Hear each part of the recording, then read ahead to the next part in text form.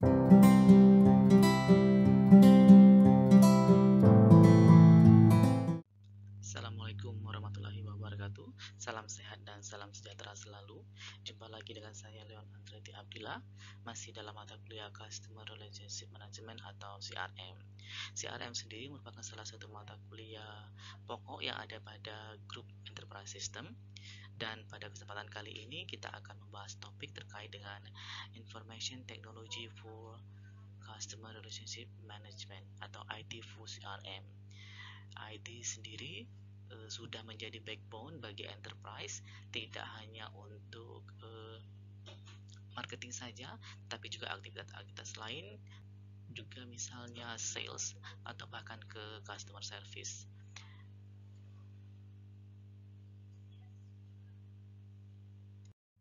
Assalamualaikum warahmatullahi wabarakatuh. Selamat siang, salam sehat dan sejahtera buat kita semua.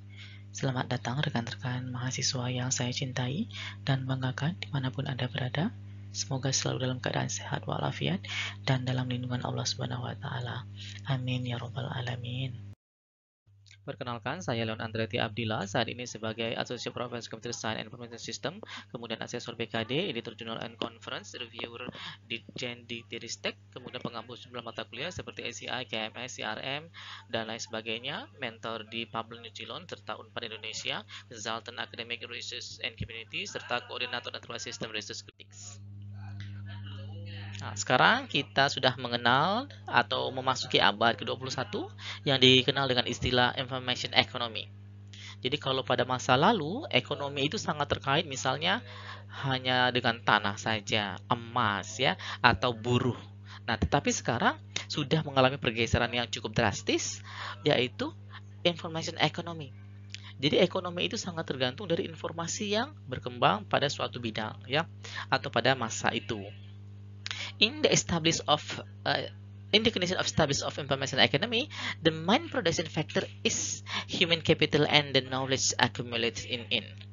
Nah, jadi katanya faktor produksi utama itu tidak lagi di kapital, uang, atau emas, atau tanah ya, tetapi sudah bergeser kemana? Human capital. Garis bawah bukan lagi human labor, tapi human capital. Human capital maksudnya adalah apa? Orang yang memiliki akumulasi pengetahuan. Nah, jadi orang itu dia bisa berkreasi, bukan lagi mengerjakan pekerjaan-pekerjaan secara monoton, secara hours ya, tetapi dia menciptakan inovasi-inovasi terkait dengan bidang pekerjaannya ya. Jadi yang digaris bawahi adalah human capital and the knowledge accumulated in it. Sehingga muncul itu pada mata kuliah yang baru misalnya ada knowledge management system. The computer is your friends, but not always the best friend, katanya.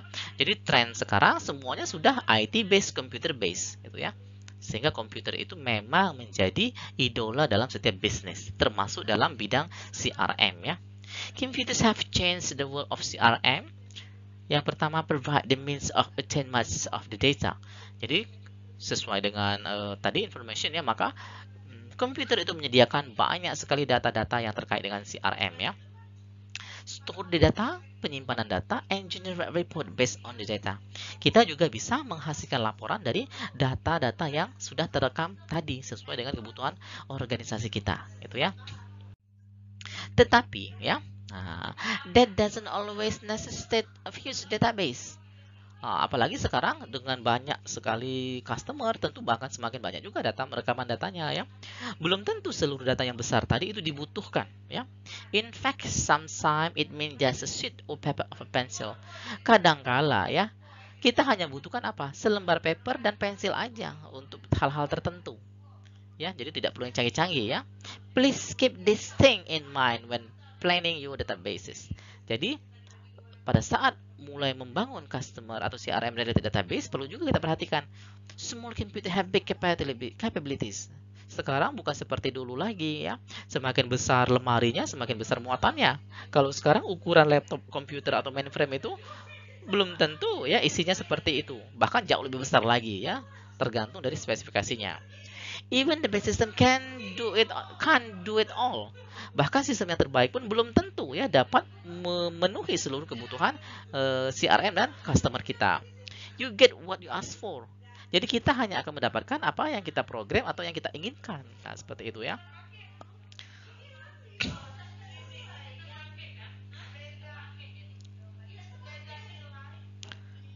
Oke. Jadi kita harus menggunakan komputer yang pas, kemudian sistem yang bersesuaian, sehingga kita mendapatkan apa yang kita inginkan. Ya, jadi tidak seperti magic ya, apa yang kita pikirkan langsung kita dapatkan. Tetapi itu harus kita program ya, kita atur algoritmanya dan kita set ya, kita set teknologi-teknologi yang ada pada software dan hardware yang kita pakai. The internet can enable your customer relationship management in strategy in 3 ways katanya ya. Jadi dibagi menjadi 3 level. Yang pertama, getting information out to customers. Artinya mendapatkan informasi kepada customer. Yang kedua, getting information back from customer. Mendapatkan informasi balik dari customer. Nah, baru yang ketiga adalah e-commerce sales ya. Nah, jadi 3 level ini sangat terkait dengan customer relationship management saat ini yang banyak bertebaran di internet ya. Kita akan coba lihat satu persatu mulai dari level 1, 2, 3 pada next slide ya.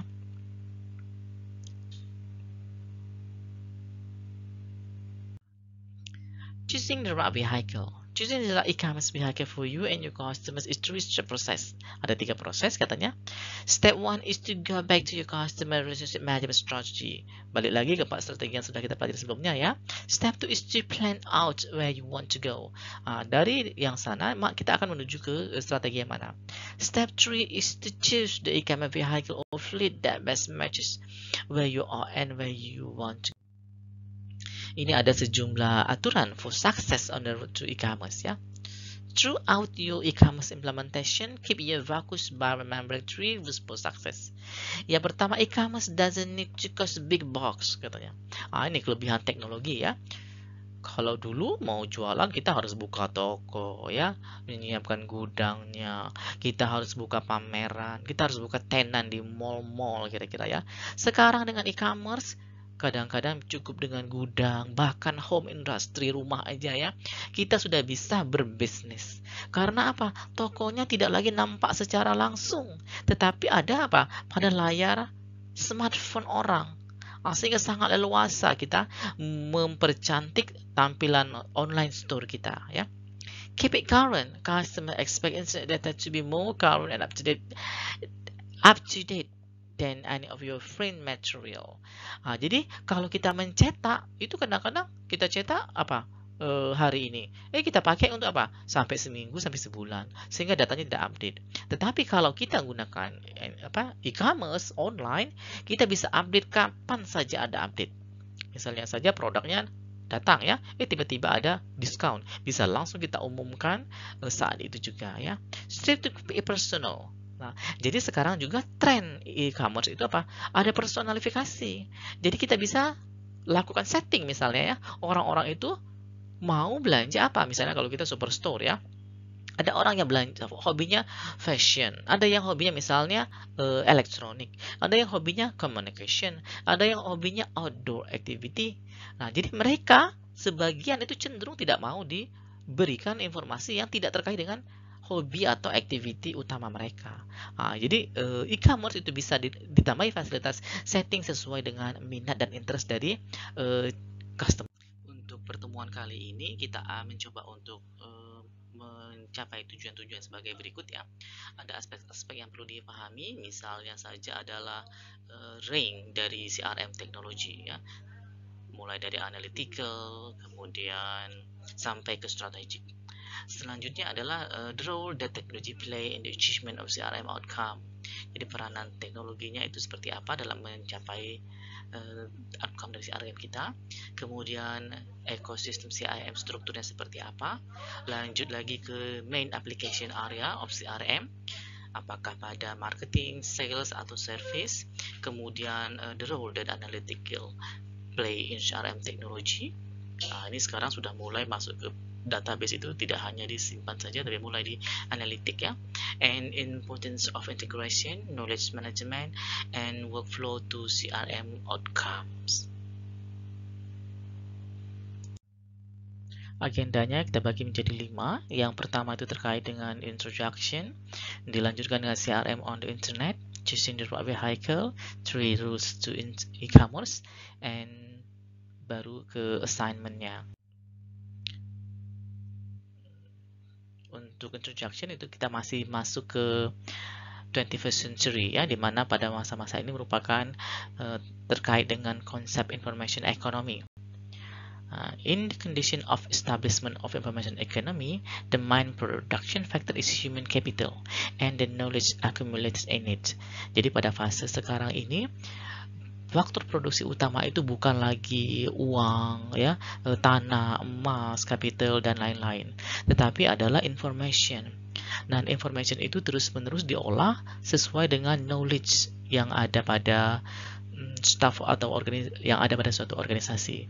Sehingga dengan knowledge yang ada, para staff yang berkaitan dengan suatu bidang akan memproduksi layanan baik itu produk dan jasa berdasarkan information yang ada sesuai dengan knowledge terkini yang sedang berkembang pada bidang tersebut. CRM merupakan suatu teknologi yang memungkinkan pendekatan to management of the customer interface, kata Battle ya. Juga melibatkan Salesforce automation, marketing automation, and service automation. Jadi setidak-tidaknya CRM itu ada 3 teknologi otomasi yang menyangkut Salesforce, bagian penjualnya ya, kemudian marketing, pemasaran, serta service atau layanan. Nah, IT itu berperan penting ya, di mana the role of IT and communication technology is to bring CRM with reach of a larger group of organization and customers. Dengan adanya IT, maka CRM tadi akan membawa kita ke kelompok organisasi yang lebih besar, bahkan pelanggan yang jauh lebih banyak lagi ya. Jadi IT memang sudah menjadi tulang punggung utama dalam bisnis, termasuk juga pada CRM ya. Sebelumnya kita sudah mengetahui bahwa CRM itu bisa dibagi menjadi 4 macam. Yang pertama adalah analytical. Sekarang dengan teknologi baik itu data mining atau business intelligence, maka customer database itu tidak hanya menjadi canned atau bulk data saja, tetapi justru menjadi resource yang sangat berharga untuk analytical CRM.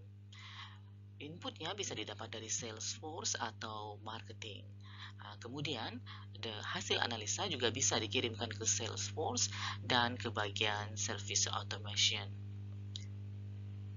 Selanjutnya adalah operatif. Di sini melibatkan marketing automation, Salesforce automation, dan service automation. Marketing itu ke pemasaran, bagaimana menginformasikan produk dan jasa kita. Salesforce itu adalah orang-orang yang akan menjadi semacam army-nya ya untuk tenaga penjualan, dan service itu menjadi layanan terhadap produk dan jasa kita. Kemudian bisa juga CRM yang masuk ke tipe kolaboratif. Pada tipe kolaboratif, dia akan menggabungkan sejumlah fungsi dalam bentuk aplikasi-aplikasi atau mode komunikasi, bisa secara face-to-face contact dengan customer atau rekan kita, atau bisa juga melalui email, atau bisa melalui kontak center contact. Kalau sekarang sudah dilengkapi ya, juga ditambahkan dengan chat, bisa bot chat atau langsung dengan representatifnya. Sedangkan yang paling tinggi levelnya itu adalah strategic CRM. Strategic CRM bisa bertujuan untuk mendapatkan pangsa pasar atau customer baru, atau bisa juga meningkatkan produktivitas ya, kualitas dan pendapatan dari suatu organisasi. Sekarang kita masuk ke CRM system. CRM system make it possible for the members of the system making units for both parties to easily find one another environment inform about the communication between them. Jadi pada CRM itu ada sejumlah unit yang terkait, dan untuk memudahkan komunikasi antar mereka, maka suatu sistem sangat dibutuhkan ya.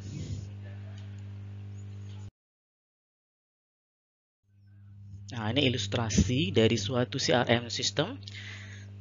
Misalnya pada gambar ini kita lihat ada salesperson or account manager atau bisa juga Salesforce automation, ya. Can maintain the customers and visit profile in the system and use them for planning and evaluating their work. Jadi katanya bagian penjualan atau manager account itu bisa memaintain customer mereka dengan melihat profile dari customer yang ada di sistem dan bisa menggunakan data-data tersebut untuk perencanaan dan evaluasi dari kinerja mereka. Jadi, histori dari aktivitas atau koneksi dengan para customer itu bisa menjadi informasi awal atau data yang akan diolah untuk aktivitas-aktivitas selanjutnya, ya.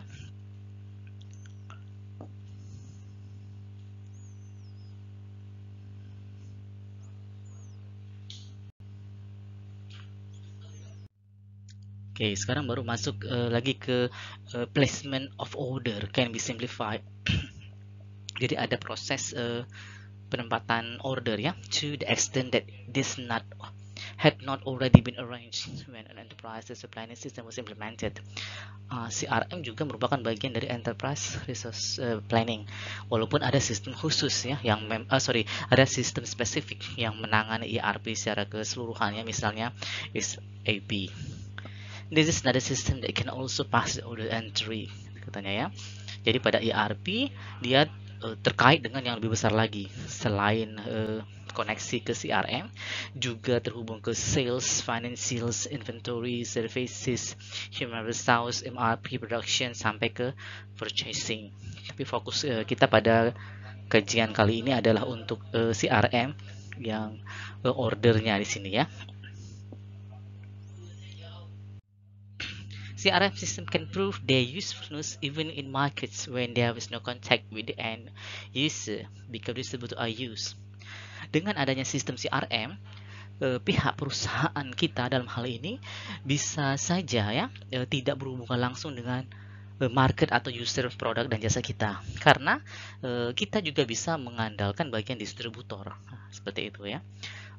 Sehingga koneksi atau jaringan kuat dengan tim, apakah itu delivery service, ya, sangat perlu untuk dilakukan, karena walaupun produk dan jasa kita bagus, tetapi kalau pemilihan bagian distributor delivery service tadi kurang, maka itu bisa berpengaruh, ya, terhadap kinerja produk dan jasa kita. Pun sebaliknya begitu, sehingga memang kita perlu mencari kerjasama yang baik dengan distributor atau delivery service yang ada. Kecenderungannya adalah kita tetap ada bagian distributor, tapi tidak perlu sampai ke end usersnya, ya, karena kita bisa melakukan kerjasama dengan pihak-pihak yang sudah ada. Kemudian CRM system juga memisahkan front and back office. Nah, tetapi walaupun terpisah, mereka dihubungkan dengan yang namanya middleware, ya. Pihak-pihak yang terhubung langsung bisa konteks direct, ya, baik itu secara tatap muka ataupun online dengan customer kita, itu bagian front, sedangkan pihak-pihak yang bekerja di belakangnya dan tidak berhubungan secara langsung dengan customer kita itu cenderung disebut dengan back office, ya. Maka pihak-pihak yang terkait dengan penjualan, pemasaran atau layanan customer, ya, termasuk juga layanan pasca jual, itu juga termasuk ke front office, ya. Sedangkan pihak-pihak yang di dalam, misalnya bagian keuangan, ya, bagian gudang, ya, administrasi, kemudian bagian produksi, ya, cenderung itu adalah bagian back office. Nah, kinerja kedua pihak ini haruslah sinkron, ya. Jadi misalnya saja ada order barang, maka sudah harus bisa diputuskan apakah bisa dipenuhi atau tidak dengan sistem, ya. Hal itu bisa disupport oleh apa? Informasi dan proses yang ada pada back office. Supaya prosesnya cepat, maka dibutuhkanlah yang namanya middleware. Kita akan lihat nanti middleware itu seperti apa, ya. The front office merupakan bagian dari kantor yang berhubungan langsung baik dengan para pengguna, kemudian partners kita, ataupun customer. Jadi apabila ada pihak luar atau pihak eksternal yang ingin berhubungan langsung terhadap kita, itu bisa menghubungi bagian front office.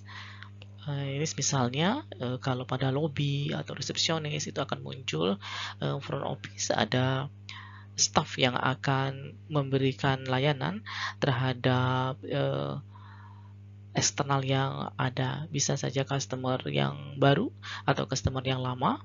Begitupun juga partner, misalnya supplier kita atau distributor kita atau user, ya, atau bahkan juga bisa dari pihak-pihak pemerintahan misalnya dan rekan bisnis yang lainnya. Front office sesuai dengan namanya, dia berada di laga depan sehingga memang diatur sedemikian rupa agar tampilannya itu elegan dan memberikan kenyamanan serta mewakili citra dari perusahaan yang ingin disampaikan. Kemudian ada juga the Salesforce Automation or the Sales Information System that supports the salespersons or account manager during face-to-face sales and relationship management activity. Nah, ada bagian tertentu namanya Salesforce, ya. Salesforce itu seperti armada penjualan kira-kira, ya. Nah, apabila produk dan jasa dari suatu perusahaan itu sudah sangat banyak dan besar, maka perlu dilengkapi dengan Salesforce Automation atau Sales Information System. Dengan sistem ini maka dapat membantu salesperson tersebut ketika melayani face to face dengan customer-nya. Misalnya saja sewaktu di showroom misalnya, kan tidak mungkin seluruh mobil itu akan dipajang di showcase-nya, ya. Hanya produk terbaru saja atau produk terlaris saja atau produk yang akan dikeluarkan saja yang di showcase, ya. Maka apabila ada customer yang ingin bertanya produk-produk yang tidak ada pada showcase, bisa digunakanlah si Salesforce Automation atau Sales Information System ini, ya. Begitu juga dengan information. Jadi misalnya untuk kendaraan, ya, atau laptop atau produk-produk tertentu, ya, smartphone, speknya itu tidak langsung nampak di ukuran fisiknya. Kalau televisi mungkin kelihatan, ya, langsung ukuran 40 inci, 50 inci, ya. Tetapi misalnya kalau mobil, dia mau tahu engine-nya seperti apa. Atau kalau pada smartphone dia mau tahu misalnya prosesornya apa atau kameranya, ya. Dan lain-lain itu belum tentu langsung semuanya bisa dijelaskan, ya. Kalau dia mau detail itu akan lebih baik lagi kalau ditunjang oleh Salesforce Automation atau Sales Information System. Selanjutnya tadi sewaktu berinteraksi dengan pihak eksternal, ada juga kelompok yang namanya Partners Management System, which is geared to providing support to the intermediaries atau distributors in the joint approach to the end user market. Nah, jadi sudah ada contohnya, ya. Misalnya adalah distributor. Perusahaan kita kadangkala terkendala, ya. Terkendala misalnya dari aturan pemerintah juga boleh. Atau memang dari segi geografis, apalagi Indonesia ini kan misalnya terbagi atas 5 pulau besar, ya. Dapat dibayangkan kalau kita produksinya di Sumatera, tetapi customer kita ada di Kalimantan, ada di Jawa, Sulawesi, atau Papua, ya. Nah, maka perlu kita menjalin yang namanya partnership, seperti itu, ya. Kita bisa saja mendirikan distributor internal, tetapi akan lebih efektif lagi, ya, dan low risk gitu kalau misalnya memberdayakan pihak intermediaries. Jadi memang ada orang-orang tertentu yang menjadi distributornya, sehingga mereka lah yang akan menyalurkan barang-barang kita ke pengguna akhir. Jadi kita hanya memasok dan dalam jumlah besar ke distributor tersebut. Sedangkan distributor itu boleh saja dia menjual eceran kepada para pengguna produk dan jasa kita. Selain distributor, kadang-kala kalau sekarang trennya misalnya pada sistem delivery, pengiriman barang, ya. Kita boleh juga berpartner misalnya dengan jasa-jasa kurir tadi. Itu juga bagus untuk memudahkan pencapaian produk kita ke end user markets. Nah, sekarang sudah ada partner management sistemnya, ya. Jadi bisa saja kita bekerja sama dengan banyak distributor dan dengan level yang berbeda-beda.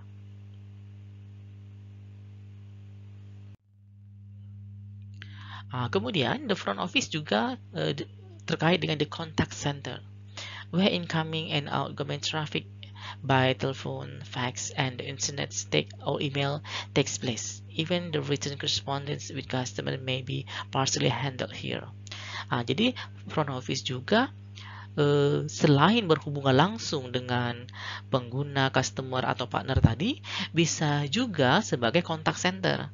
Jadi dengan tren sekarang IT based, maka berhubungan langsung dengan customer itu tidak perlu fisik lagi atau face to face. Bisa dilakukan misalnya menggunakan telepon. Nah, jadi kalau ada pertanyaan, komplain, saran, itu bisa diajukan kepada kita melalui telepon atau bisa juga fax mail ya. Dan sekarang mungkin yang paling lumrah itu adalah internet. Jadi kita bisa menggunakan email. Pun sebaliknya, kalau misalnya ada outgoing traffic, misalnya kita mau memasarkan produk-produk baru kita atau diskon yang sedang berlangsung, bisa kita gunakan misalnya menggunakan telepon, fax, dan email. Bisa juga ditambahkan dengan sosial media kalau sekarang ya. Jadi front office juga ada, selain dengan berhubungan langsung face to face, juga bisa berhubungan langsung secara entah virtual, entah distance dengan pihak eksternal dari perusahaan kita. Kalau kita lihat contoh di sini ya, sejumlah customer service-nya itu sedang melayani para pelanggan ya,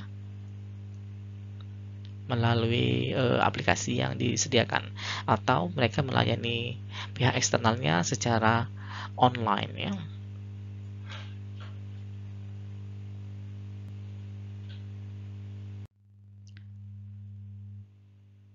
Nah, sekarang juga kalau tadinya telepon ya, fax mail itu sangat digunakan, maka pada zaman internet ini yang digunakan itu adalah websites and sejumlah application, termasuk juga social media ya. Jadi kita kontak dengan pihak eksternal itu tidak lagi tergantung dari harus keberadaan secara real time ya. Jadi sistem itu akan open seolah-olah 24 jam. Jadi kita bisa menerima email kapan saja, kita bisa menerima message kapan saja, bisa menerima chat kapan saja melalui aplikasi-aplikasi di internet, entah itu dari website, email, application, atau yang sudah mobile, misalnya social media ya, mobile social media. Perlu dilihat sekarang sudah banyak sekali di perusahaan-perusahaan itu, kalau bagian kontaknya dia mencantumkan ya, entah logo websitenya, entah logo apps-nya, atau sosmednya. Jadi trennya sekarang adalah front office juga bisa melibatkan internet seperti ini ya.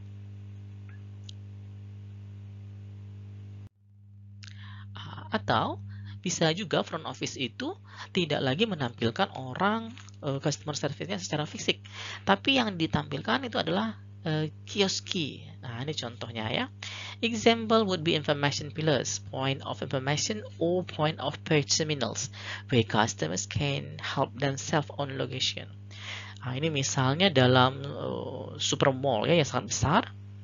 Kalau kita lihat banyak sekali orang-orang yang datang, belum tentu dia masuk itu ke pintu depan, ke pintu muka yang langsung diterima oleh customer service. Bisa saja misalnya customer service-nya ada di pintu utara ya, sedangkan mall itu misalnya ada pintu selatan, pintu timur, pintu barat ya, bahkan ada kalau pada gedung itu beberapa lantai juga bisa masuk ke mall itu. Maka bagian-bagian tadi yang tidak disediakan personal customer service-nya, bisa kita letakkan kioski seperti ini. Yang pertama yang paling mungkin adalah information ya, produk, jasa, lokasinya, layanannya apa aja ya. Atau bisa juga langsung point terminal. Ini di beberapa supermarket juga sudah ada, tidak lagi dilayani oleh pramuniaga, sehingga orang-orang atau pelanggan yang berbelanja, dia ambil barang, kemudian dia scan sendiri dan langsung bayar di terminalnya. Nah, itu juga seperti itu ya. Termasuk juga kotak saran ya. Jadi tidak lagi saran ada kotak putih, kemudian dia memasukkan kertas di dalam amplop, tapi sudah dimasukkan di kioski seperti itu. Nah, ini contohnya ada orang yang sedang berinteraksi dengan kioskinya ya. Nah, mungkin dia mencari information atau mungkin melakukan pembayaran secara elektronik juga bisa ya. Selanjutnya adalah middleware ya. Middleware bisa berupa data warehouse, data mart, kemudian juga ada data campaigns management system atau knowledge management system, atau bisa juga content management system. Middleware itu adalah suatu kelas dari perangkat lunak yang terhubung ke different part of the system that would not otherwise be able to communicate with each other. Nah, jadi middleware tadi seperti jembatan katanya ya. Dia ada suatu kelas program yang menghubungkan program-program lain. Sometimes middleware has to be written to integrate data from diverse sources. Nah, jadi bisa juga perusahaan itu belum tentu langsung besar. Dia tumbuh berkembang sesuai dengan kemajuannya. Maka pada periode-periode awal mungkin programnya baru 1, 2, 3 ya. Seterusnya tambah lama dia semakin banyak dan semakin terintegrasi. Nah, sumber-sumber yang berbeda tadi kadang-kala perlu dijembati oleh yang namanya middleware ya. Middleware can be thought of as a kind of glue that holds a network together. Nah, bisa juga selain jembatan, middleware dibayangkan sebagai apa katanya glue atau lem ya. Nah, jadi dia akan mengaitkan satu program dengan program yang lain. Jadi bisa saja antara program human capital management dengan CRM itu kan berbeda, tetapi masih nyambung ya. Jadi misalnya oknum customer service itu pasti juga bagian dari HCM kita ya, human capital kita, datanya. Maka prosesnya tadi perlu dilingkan melalui middleware. Seperti itu ya. Middleware is a more effective program that acts as a bridge in between various application and or databases or device tools. Jadi bisa juga database-nya. Kadangkala suatu project itu diberikan kepada vendor tertentu atau kepada pengembang tertentu. Nah, masing-masing vendor dan pengembang bisa saja dia menggunakan database yang berbeda. Nah, kalau program itu sudah jalan lama misalnya ya, maka cukup berbahaya kalau melakukan migrasi. Siapa tahu terjadi miss. Ya. Maka dipertahankan saja sistemnya tadi dan dilakukanlah penambahan middleware. Nanti mungkin yang induknya adalah database yang terbaru ya, atau yang dengan kapasitas terbesar. Tetapi dia akan mengambil data-data yang ada di sub-sub bagian atau sub-departemen atau cabang atau mart yang ada di suatu perusahaan. Ini perhatikan ya. Jadi middleware itu dia menghubungkan aplikasi yang satu dengan aplikasi yang lain seperti ini ya contohnya. Kalau pada front office berhubungan langsung dengan pihak eksternal, maka kebalikannya adalah back office. Back office dia berhubungan dengan pihak internal dan juga bisa membantu pihak front office untuk melayani pihak eksternal. The example of back office systems such as inventory control, account receivable, and so on. Jadi contohnya di sini adalah bagian inventory. Inventory itu atau pengontrol inventory, pengontrol persediaan ya. Jadi misalnya ada pelanggan yang ingin membeli produk tertentu atau spare part tertentu, maka melalui bagian front office akan dicek keberadaan status inventory tersebut. Sewaktu order tadi dimasukkan dari front office, maka akan dikirim ke bagian back office. Dia akan melakukan pengecekan. Bisa secara manual atau bisa juga by system. Termasuk juga account receivable dan lain sebagainya. Jadi back office sesuai dengan namanya dia membackup bagian front office dalam melayani pihak eksternal, entah itu user, entah itu pelanggan atau partner secara tidak langsung. Lebih lanjut lagi dijelaskan bahwa back office itu usually involve the so-called legacy system, which are generally older and have a longer lifespan. Jadi seperti yang sudah dijelaskan sebelumnya, suatu perusahaan itu belum tentu dia berdiri langsung besar dan langsung memiliki banyak lini usaha ya. Bisa saja dia berkembang secara bertahap. Nah, maka bagian-bagian yang pertama kali disistemkan oleh dia dan masih dipakai, itulah yang dikenal dengan legacy system. Untuk di-upgrade ke sistem sekarang, kadangkala itu beresiko, atau bisa juga mode yang sekarang itu membutuhkan sistem baru. Maka bagian back office tadi cenderung berisi legacy system yang sudah ada dan usianya rata-rata lebih older katanya ya. These systems are designed for the management of transaction or products. An example would be the spread system in which car, health, and life insurance and mortgage are maintained. Seperti itu contohnya ya.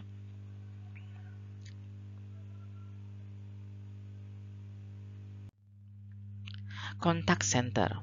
System for the contact center needs to be able to support all in outbound traffic from different channels. Ya. Jadi channelnya bisa dari mail, fax, email, text messaging, and even chat functionality. Modern systems are able to handle voice, image, and data. There is no need to actually operate via a telephone network.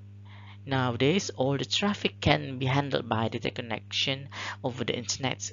Contact center and their system have gone multimedia, which is one of the main reasons we no longer refer to them as call center. Walaupun namanya tadinya call center, karena memang cenderung melayani call ya, telepon atau panggilan, sekarang menjadi contact center. Dan sudah melibatkan internet bahkan multimedia. Bahkan juga bisa menghandle voice, image, and data. Bahkan tidak sedikit perusahaan juga sudah menciptakan yang namanya virtual customer service. Seperti itu. Sekarang baru masuk ke internet ya. Sesuai dengan namanya, internet ini adalah jaringan yang ada pada dunia maya. Media information that is most in demand today can be accessed via the internet. Jadi baik email tadi sudah dijelaskan ya, sampai ke application, bahkan sosial media, sampai ke apps itu juga berkomunikasi melalui internet. Yang pertama, message can only be sent if the service of the internet have a unique address. Jadi yang perlu diketahui ada sistem address-nya ya. Ada yang masih pakai sistem IPv4, tapi kalau sekarang sudah IP version 6 ya, 64 bit number. Kira-kira seperti ini alamatnya. Jadi internet itu tergantung pada alamat IP-nya juga ya. Kalau pada IPv4 dia hanya sekitar 4,3 billion address ya. Nah, kalau di sini waduh sudah 10 pangkat 28 ya. Sudah tidak bisa disebutkan lagi ini berapa satuannya ya. Every device can have a unique address. Kadangkala device-nya tidak lagi berupa laptop saja, tetapi bisa juga tablet ya, atau bisa juga smartphone, atau bahkan gadget. Maka wajar saja alamatnya sekarang udah tidak bisa disebutkan lagi ya, ada 10 pangkat 28 jumlahnya ya, kemungkinannya. Yang kedua, internet uses specific language, namely Hypertext Markup Language or HTML and Extensible Markup Language or XML.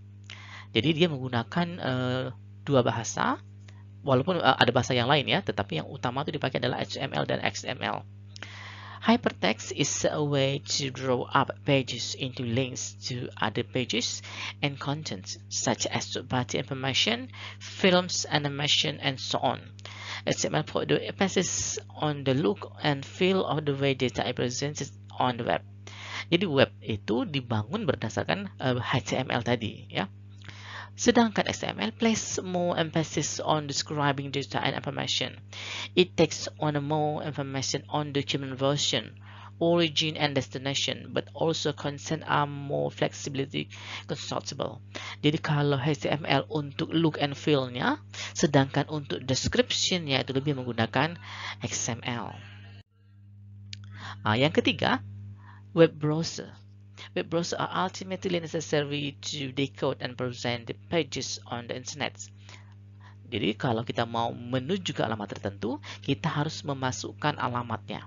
Walaupun sekarang nanti digabung dengan search engine ya, tinggal ketik saja di bagian URL-nya, dia akan mencari ke alamat yang paling memungkinkan. Contohnya ini ada Netscape Navigator, Microsoft Internet Explorer, ada Chrome, ada Safari, dan banyak-banyak lagi ya, ada Mozilla, ada Opera, dan lain sebagainya ya. Nah, kemudian search engine, tadi ya sudah dijelaskan bahwa yang paling banyak terpakai di internet itu salah satunya juga adalah search engines atau mesin pencarian ya. Also incredible inputs in finding information. The most widely used search engine is Google. Nah, ini contohnya Google ya. Bisa dalam smartphone, tablet, atau laptop. Tinggal diketikkan apa yang mau dicari, maka mesin raksasa ini akan dengan sangat cepat membawa kita ke alamat yang dituju.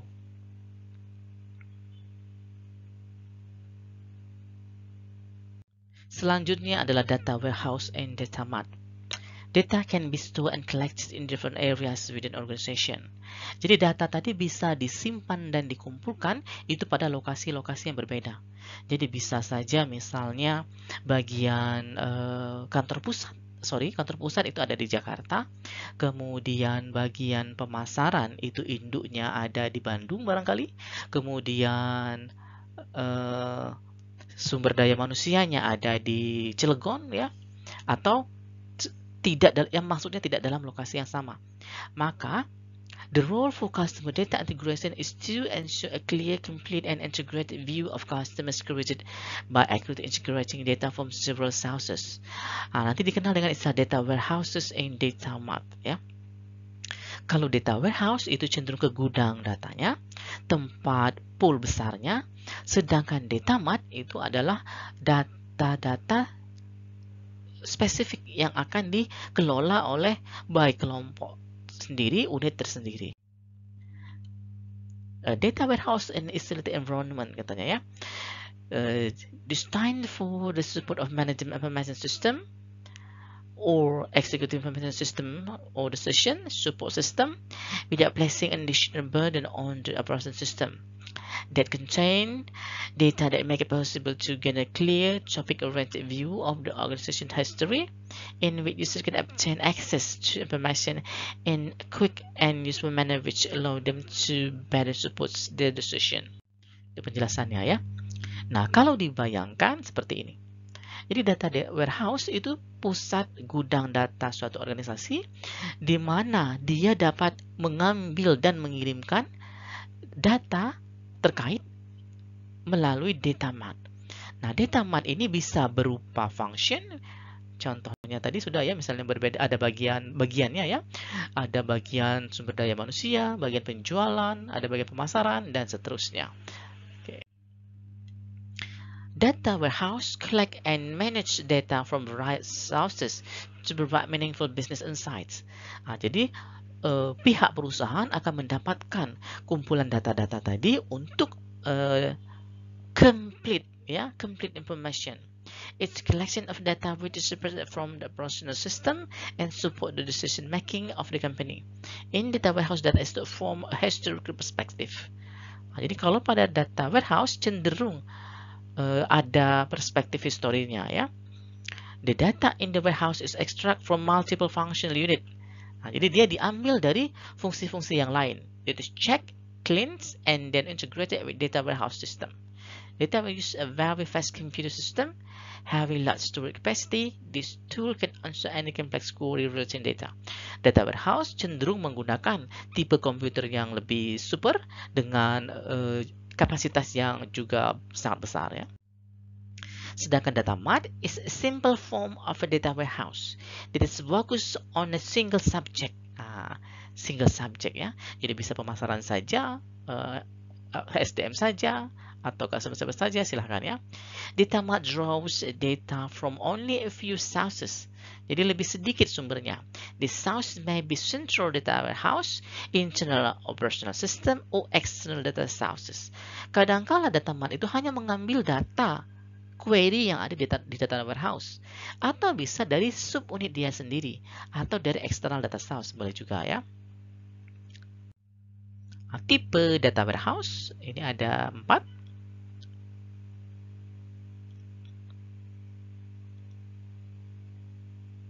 Selanjutnya adalah campaigns management system ya, atau sistem manajemen kampanye produk dan jasa suatu perusahaan.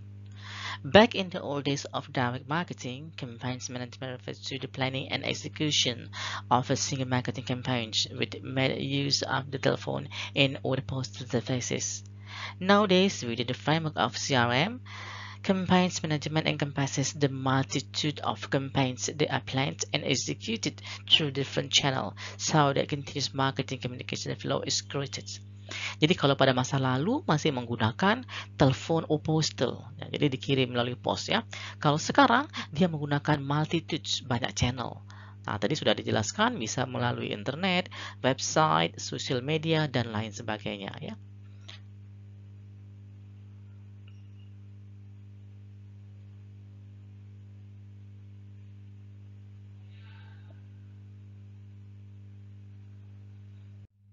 Nah, ini ada contohnya ya. Jadi campaigns management system dia akan melibatkan customer data warehouse, kemudian juga memiliki suatu siklus ya, dimulai dari opportunity identification, kemudian baru customer planning, campaigns management, customer interaction, measure and evaluate. Hasilnya baru diulang lagi. Kira-kira masuk lagi ke siklus yang kedua ya. Ini melibatkan customer touch point, bisa berupa telepon. Ini bagaimana kita menghubungi pelanggan maksudnya ya. Bisa menggunakan telepon, bisa menggunakan web atau email, bisa berhubungan langsung face to face, atau juga bisa menggunakan direct mail ya. Siklus ini terus dilakukan dalam suatu organisasi sampai target yang mereka inginkan itu tercapai. Ada 4 tipe campaigns yang mungkin. Yang pertama, single shoot campaigns, one-step approach. The most traditional contact strategy. This involves a campaign in which the intended effect is achieved in a single contact. The activity is usually planned and prepared months in advance. Jadi misalnya hanya satu kampanye aja ya. Ini merupakan tipe yang sangat tradisional, direncanakan berbulan-bulan sebelumnya dan hanya dilakukan satu kali saja. Mungkin mirip-mirip seperti pameran ya, seperti itu ya. Yang kedua adalah wave campaign. This involves a multi-steps approach in which a direct mailing might be followed up by telephone campaigns. For example, sesuai dengan namanya dia bertahap atau bergelombang atau multi-step approach ya. Jadi bisa saja dikirimkan terlebih dahulu direct mail ya, bisa melalui pos atau bisa melalui email, baru di follow up melalui apa? Telepon gitu ya. Yang ketiga adalah triggers campaigns. In this type of campaigns, the time schedule is not determined by the marketer, but it's made by dependent upon the customer's behavior. For example, someone will receive messages 60 days before the expiration of the telephone subscription, or will receive an offer with a few minutes of clicking on a certain sites. Jadi ini tergantung dari apa? Triggernya. Bisa saja berdasarkan waktu.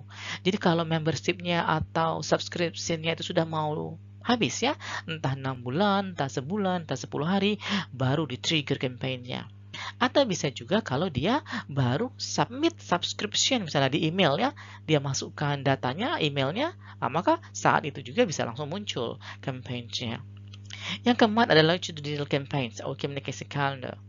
This campaign takes place over time, and its goal might be to acquaint the customer with supplier and therefore develop a relationship. Exhibit communication calendar the company encourage to encourage new customers to cross buy during the first 2 years and discover the supplier's range of product. Jadi kita kasih batas waktu ya. Atau kalau secara sederhana misalnya kalau kita belanja 100.000 di satu tempat, kita dikasihnya diskon, tapi diskonnya baru berlaku besok. Ya, dalam waktu 2 minggu misalnya. Seperti itu contohnya ya. Selanjutnya baru masuk ke functionality of campaigns management system. Campaigns management system on the other hand are characterized by the following functionality. Yang pertama, opportunity identification. The identification of contact opportunity on the basis of event involving the supplier, the customer, or those occurring in the environment. Jadi identifikasi peluang ya. Yang kedua adalah relationship planning, perencanaan relasi, indicating how the relationship with customers should be further developed in terms of the communication. Yang keempat adalah campaigns management, the selection of context, the development and the implementation of the campaign. Yang keempat, customer interaction, spotting the contact that follow the sent messages. Yang kelima adalah baru measuring and evaluating. What are the effect of the campaigns and do they satisfy the goal? Oke ya, baru berhubungan dengan siklus yang tadi ini ya.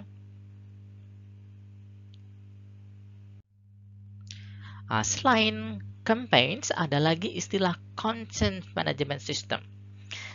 Dan ini yang lebih mewakili CMS ya. Jadi sengaja yang tadi tidak saya singkat CMS karena kalau ada istilah CMS itu cenderung ke content management system. Publishers have large quantities of information that they would like to distribute and reuse on the basis of target group and perhaps even a personal needs. Since the 19th, they have invested in data structures. Jadi terkait dengan struktur data juga ini ya. Content management function.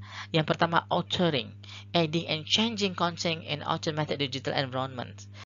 Fokusnya adalah hanya penambahan dan perubahan konten tanpa harus memikirkan yang lainnya. Workflow management, management of the steps they are taking between authoring and publishing. Jadi workflow-nya, alurnya, langkah-langkahnya kemana saja. Storage, placement of content in a digital warehouse. Penyimpanan, ya, di mana penempatan kontennya tadi ya. Baru publishing, publication of the content. This usually occurs in HTML websites, but PDF document, WP page, etc. also becoming more common. Jadi inilah tadi kan sudah dikenal HTML dan XML dan mungkin ada lagi tools-tools yang lainnya ya. Sudah dibuatkan perangkat lunak yang dikenal dengan Content Management System. Para businessman dan timnya tidak perlu lagi mendevelop suatu website sistem itu dari awal. Jadi dia bisa menggunakan seperti templates ya, yang memiliki fungsi authoring, workflow management, storage, dan publishing. Atau kalau yang paling populer misalnya yang berbasis WordPress, ya, dia sudah menyediakan seluruh fungsi-fungsi yang dibutuhkan, terutama untuk bisnis ya. Sekarang baru masuk ke CRM software package. Nah, kalau masih menggunakan CMS yang tadi ya, dia semi 50-50 ya. Ada yang sudah disediakan, ada yang perlu di datanya disediakan saja ya. Kalau pada CRM software package seluruhnya sudah disediakan oleh vendornya ya. Development in the market of CRM system occur rapidly. The application software is further developed and geared toward market demand. The number of application service providers is growing. The overall organization, mainly small and medium enterprises, a chance to outsource system. Jadi outsource system, sistemnya sudah jadi ya. Ini ada sejumlah pilihan yang sangat populer. Yang pertama itu ada Salesforce, kemudian Active Campaign, tadi ya, ini untuk kampanyenya. Yang HubSpot Sales, ya. Kemudian Monday, dan yang sangat populer itu adalah Zoho CRM. Dan tak ketinggalan juga dari Indonesia kalau nggak salah ini ya, Contact juga ikut ambil bagian. Ini ada sebagian, ada 6 ya, tetapi kamu boleh juga mengerjakan sampelnya nanti dengan menggunakan software package CRM lainnya yang sudah kalian ketahui. Tapi diutamakan kamu harus coba minimal satu yang ini dan satunya dari yang carian kalian sendiri, atau dua-duanya di sini juga boleh.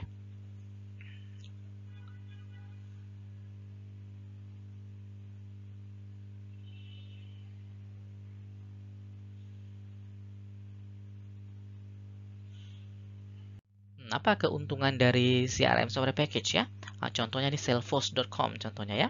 The company charges a fee for granting access to the system, which they host and update on a regular basis. Jadi company ada biayanya ini ya untuk mengakses sistem mereka. Jadi mereka sudah host and update regular basis. Jadi keuntungannya cloud based ya, dan mereka sudah memberikan update secara regular terhadap sistemnya. The advantage is that the SMS is not making any investment in hardware and software. Nah, keuntungan utama adalah tidak perlu membeli perangkat keras dan perangkat lunak secara langsung.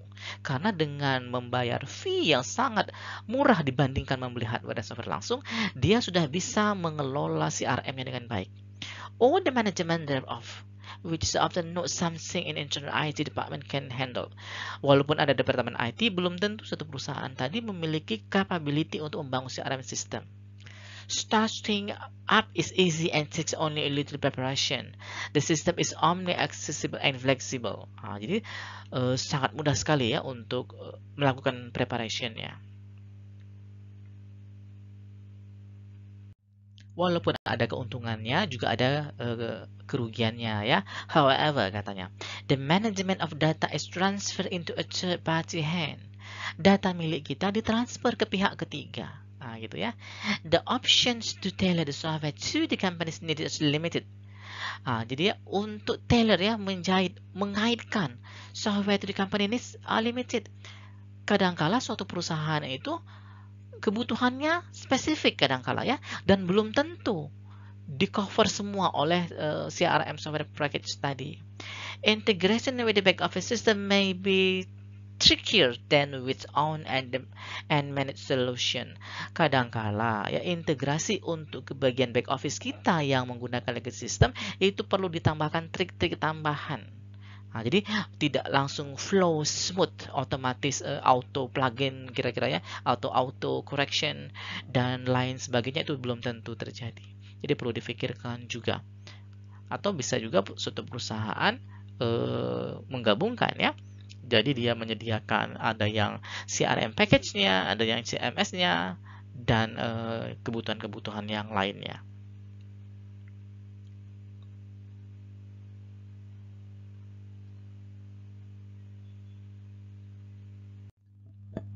CRM software dikategorikan menjadi 5 bagian. Yang satu, supplies of integrated ERP application, such as SAP and Oracle ya. Jadi ini diintegrasikan dengan aplikasi ERP-nya. Kemudian supplies of CRM suite, such as Oracle. Tadinya namanya Siebel gitu ya. Kemudian ada lagi yang berbentuk framework, misalnya Pegasus System, atau juga bisa juga best of breed, atau building on application. Jadi silahkan, ini ada sejumlah kategorinya ya. Kita masuk ke conclusion ya. Jadi IT has an important role in CRM. Jadi IT itu memegang peranan yang sangat penting dalam CRM. Kemudian perangkat lunak CRM itu mensupport keempat tipe dari CRM, mulai dari analytical, operatif, kolaboratif sampai ke strategic. IT provide series of CRM software package, jadi sudah ada juga sekarang CRM package yang disediakan. Kemudian CRM software itu bisa dibagi menjadi 5, mulai dari supplier of integrated ERP application, suppliers of CRM suites, CRM frameworks, best of breed, dan sampai bisa kita kembangkan sendiri. Untuk assignment kali ini, Anda diminta untuk membrowse setidak-tidaknya 3 CRM software package. Boleh yang sudah disebutkan pada slide sebelumnya, atau bisa juga kalian usulkan software package CRM yang ditemui. Usahakan kalian membuat account, kemudian juga terdiri atas sejumlah user dari masing-masing anggota kelompoknya, kemudian membuat semacam satu transaksi yang ada diberikan fasilitas oleh CRM software package tersebut. Kemudian dijelaskan bagaimana prosesnya di dalam Word, kemudian disimpan dengan CRM 2021 kelas berapa, ini kodenya 10 dalam kurung IT CRM, baru kode grupnya apa, temanya apa, kemudian di store di Dropbox, baru di paste di URL yang dihasilkan oleh Dropbox tersebut ke e-learning kita. Usahakan setiap kelompok itu mendaftarkan seluruh timnya sebagai user yang ada pada account CRM dalam CRM software package yang digunakan.